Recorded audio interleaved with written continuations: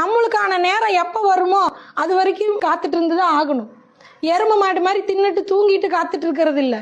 புலி மாதிரி பதுங்கி நம்ம வேட்டைக்கு தயாராக காத்திருக்கணும். அது வரைக்கும் உன் திறமையை வளர்த்துட்டு உன் திறமையை அதிகம் பண்ணுறதுக்கான நேரம்னு நினைக்கணும்.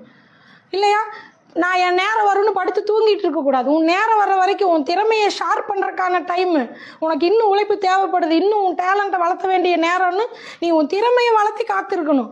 அப்போ உன் நேரம் வரும்போது ஆண்டவன் உன்னை தூக்கி எங்கேயோ உட்கார வைப்பான்.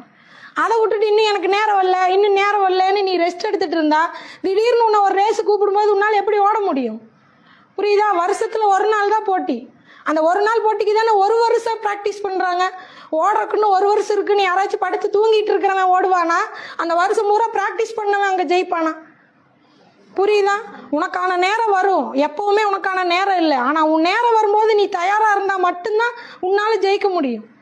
உன் நேரம் இல்லைன்னு சொல்லி நீ விட்டுட்டு நான் நினச்சது எதுவுமே நடக்க மாட்டேங்குது, என் லைஃப் நான் நினச்ச மாதிரி இல்லைன்னு நீ போய் தூங்கிட்டு இருந்தா கடைசி வரைக்கும் உனக்கான நேரம் வராது. உனக்கு